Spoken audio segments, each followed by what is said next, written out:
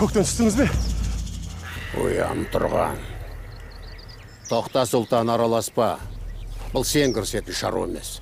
Екеуміздің өз есебіміз бар. Сығанақ. Жүністің досы Мұхамбетті өлтіріп, Моғолстан тағына ие болғанын естіген шығарсың. Ол сұмырай, қырдың қос қарақшысы Керей мен Жәнібекке жел беріп жатқан көрінеді. Мұны құр жіберуге болмайды. Моғолстандағы аласапыранды пайдаланып, Жүніске тұтқиылдан шабуыл жасап, алмалықтың астын үстіне келтіруіміз керек. Сонда қазақты қайтпекпіз. Шекараға солар қорған боп тұр емес пе? Қазақтың ахуалының оңып тұрғаны шамалы. Сыбайлас ешкімі жоқ. Үйірінен айырылған көк жылдай жалғыз қалды. Оның үстіне қару-жарағы сай емес. Сенің не ойлағаның бар, Ахмет?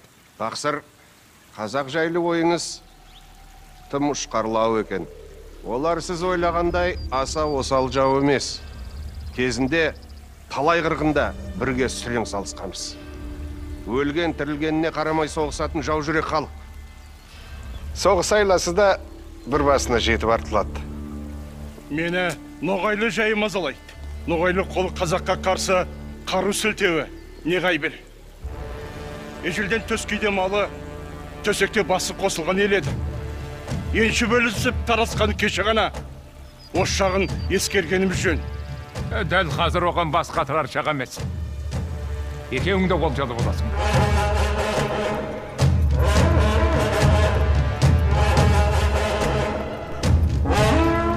Қазақтан түскен олжаның дені сендердікі.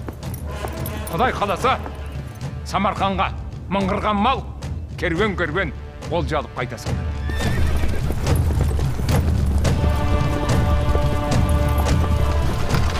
Үргенішке шабуыл жасаған болып, қазақтарға тұтқиылдан қырғын саламыз. Сонан соң алмалыққа шұғыл тиіп, тұп-типыл етеміз.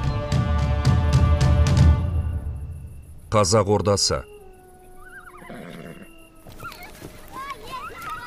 Тыңшылардың жеткізген мәліметіне қарағанда, Шайбан-Шахтың Үргеніш жорға бізді алдар қату амалы көрінеді.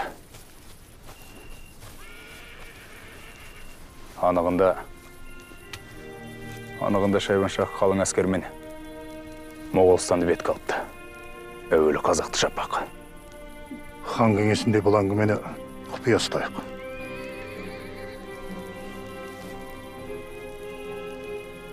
Арамызда Шайбан-Шахтың жансыздары болмасына кімге біл.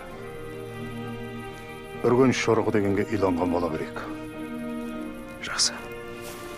Жау сені құшақ жайып қарсы алатын құдаң емес. Алдынан шығып тұтқиылдан соққы беруіміз керек.